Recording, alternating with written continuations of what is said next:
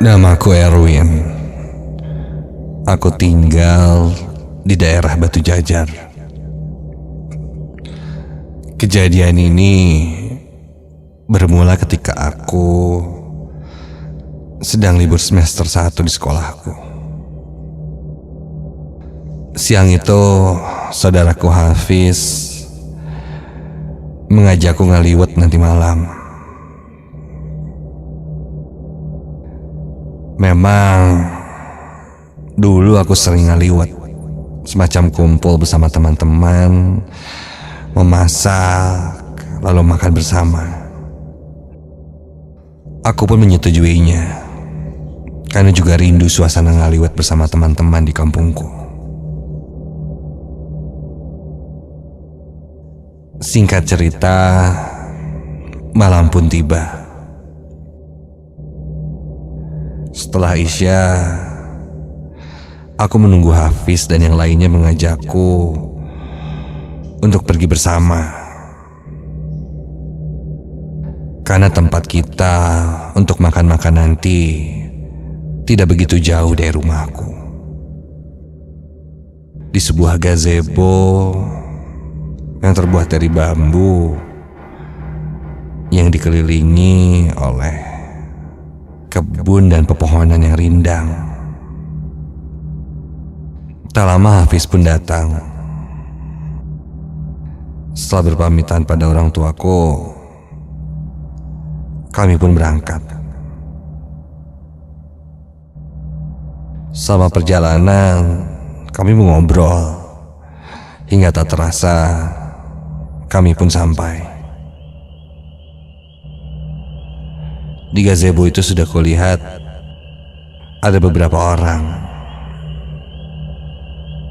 Ada Dadan dan Widya juga di sana. Temanku dari kecil. Tak berlama-lama setelah basa-basi ini itu, kami pun mulai masak. Mempersiapkan segalanya sampai temanku Dadan berkata bahwa malam itu adalah malam Jumat. Dia beride sepertinya akan seru. Sambil menunggu nasinya matang, kita membuat tantangan uji nyali. Begitu katanya.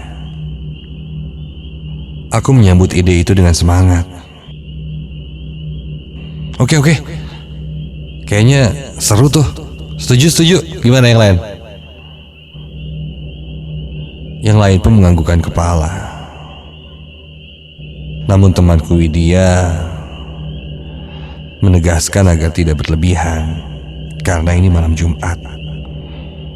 Takutnya kenapa-napa. Aku dan Hafiz pun tertawa. Halo, dasar penakut. Udah, yang penakut justru nanti yang didatengin setan, tau gak? Udah, yuk. Akhirnya aku, Hafiz, Widya, Dadan dan yang lainnya memilih siapa yang beruji nyali dengan gambreng. Dan lokasi uji nyali yang kita pilih adalah di tengah-tengah kebun yang memang tak jauh dari gazebo itu.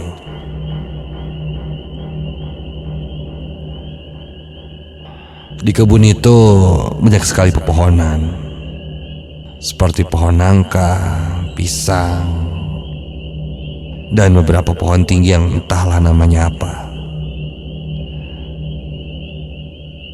Tidak ada penerangan di sana. Dan nanti uji nyali hanya boleh membawa satu penerangan saja, yaitu senter dari handphone.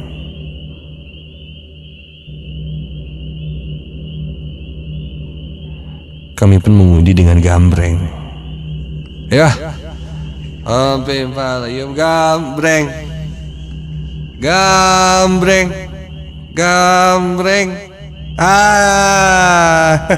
Kalah. Dan yang kalah ketika itu adalah Widya. Loh kan, lo kalah Wid. Berarti lo uji nyali ya. Kayaknya emang udah takdir lo deh ketemu setan malam ini. Iya gak? Iya kan? Aku tidak bisa menahan tawa karena raut wajah Widya nampak pucat dan ketakutan. Tapi mau tidak mau, dia harus menjalani tantangannya. Aku dan Hafiz mengantarkan Widya masuk ke dalam kebun itu dengan mata yang tertutup. Ketika di jalan, Widya khawatir terjadi apa-apa. Dia terus-terus menarik bajuku. Wid, udah deh, gak bakalan kenapa-napa. San sajalah. Kalau ada hantu bilangin, jangan ganggu, kata gue gitu. Ya tenang. Ayo, hati-hati, sebelah sini. Ketika sampai di tengah kebun itu, aku pun meninggalkan Widya dengan mata yang masih tertutup. Ketika sudah agak jauh, aku dan Hafiz pun berkata, David, buka aja matanya. Sok, nanti dijemput lagi ya.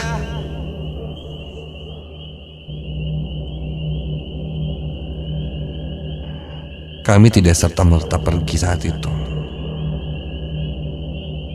Aku merencanakan untuk menakut-nakuti Widya. Tapi Hafiz kelihatannya tidak tega. Hafiz, lu kenapa sih? Lu tegang gini? Sah saja. Hafiz, hantu itu gak ada. Oke? Lagian kan kita banyakan juga. Udahlah. Hafiz pun mengingatkanku jangan sompral. Begitu katanya. Aku pun meremehkan dia. Yaelah Hafiz, lu kayaknya sama aja penakut. Ya udah kalau lu takut lu pulang aja, biar gua aja. Atau lu jaga sebelah situ deh. Oh. Ya. Dasar. Hafiz pun berpisah denganku. Sepertinya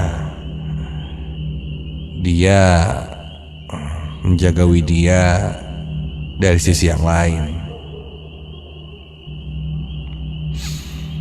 Sepanjang uji nyali, aku menakuti Widya, membuat suara-suara seperti kuntilanak tertawa.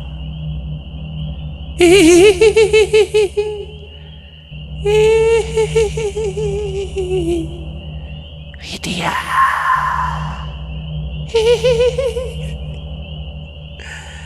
Bahkan sesekali aku melempar kerikil ke arah Widya.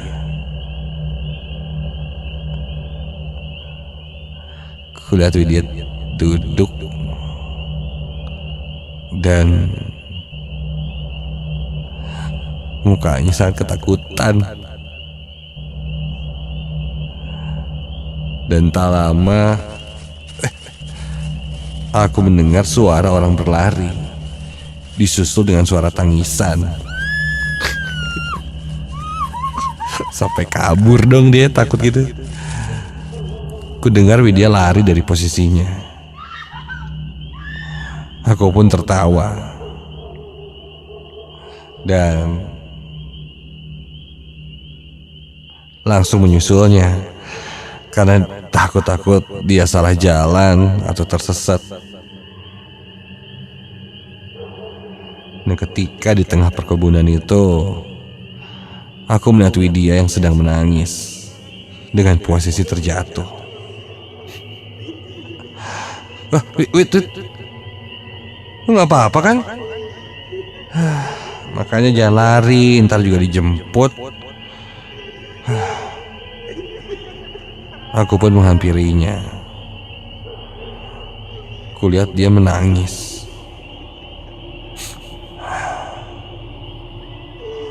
Sepertinya dia sangat marah pada aku. Sorry ya. Ayo kita balik ke gazebo yuk. Yuk. Udah kok, udah. Yuk.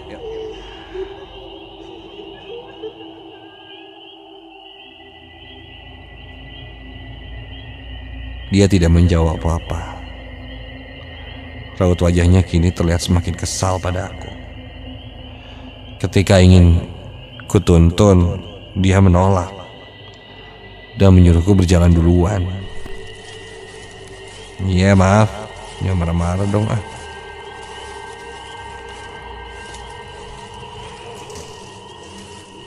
Gitu kataku. Aku berjalan di depan Widya.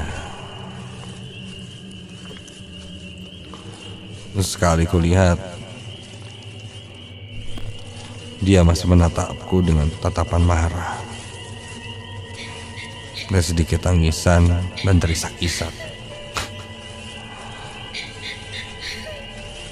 Belum sampai dan masih dalam perjalanan, tiba-tiba handphoneku berbunyi. Dan ternyata itu panggilan masuk dari Hafiz. Aku pun mengangkatnya. Ya halo Fiz, tunggu bentar, tunggu ya. Udah beres kok, lagi di jalan. Ini gue udah bareng sama si Widya, kasihan. Dia tadi jatuh, nangis gitu. Gara-gara gue takut-takutin. Lo tunggu aja, ntar gue lagi jalan ke sana kok.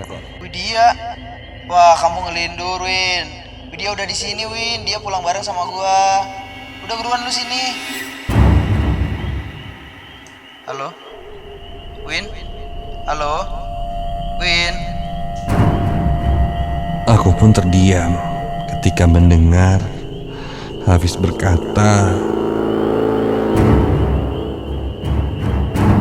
Widya sudah berada di gazebo. Aku langsung menutup teleponnya. Kalau Widya sudah sampai di sana, yang bersamaku ini siapa? Kontan ku tengok ke belakang dan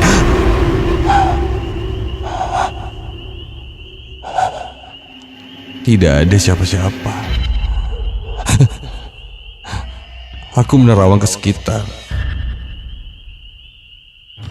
Di tengah kebun ini memang terlihat sepertinya hanya aku sendiri.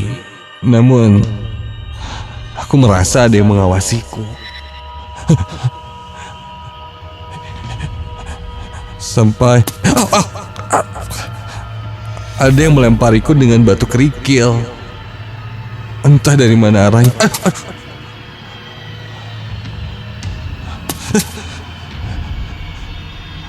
Dan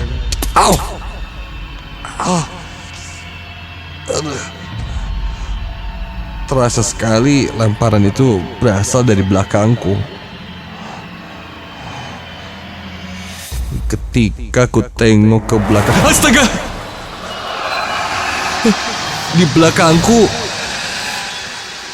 kini sudah berdiri sosok perempuan dengan rambut panjang terurai sampai ke tanah. Wajahnya pucat dengan matanya yang melotot membelalak dengan ekspresi wajah marah padaku. Dan dia tertawa cekikikan sambil kepalanya memutar 360 derajat. Dan ketika kepalanya menengok lagi ke arahku, dia berkata, "Mana nantang kain?" Sontak aku pun kaget dan lari. Sosok itu pun mengejarku sambil tertawa cekikikan. Aku terus berlari, namun sepertinya kebun ini tidak ada ujungnya. Ku tengok sosok itu masih di belakangku. Posisinya berdiri dan melayang mengejarku dengan arah zigzag ke kiri dan ke kanan. Tidak beraturan. Aku terus berlari hingga tanpa melihat pijakan apa yang ada di depanku, dan Aku seperti menabrak sesuatu lalu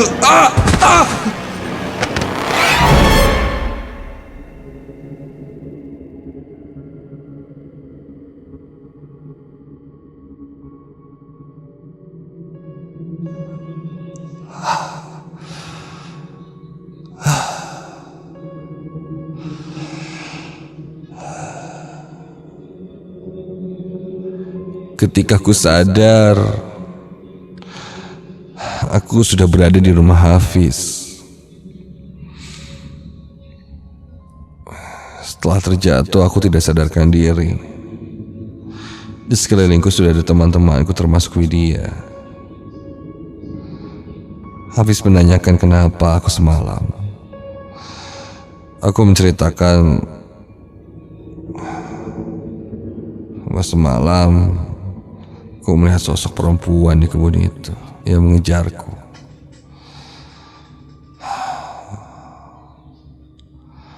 Hafiz hanya berkata mungkin sosok itu penunggu di kebun itu yang tidak suka karena ucapan sompralku dan tingkah lakuku yang berusaha menakut-nakuti Widya. Sampai akhirnya aku sendiri yang kena batunya. Kebun itu memang angker. Dan ketika Widya dijemput oleh Hafiz, Widya berkata dia memang melihat juga sosok perempuan.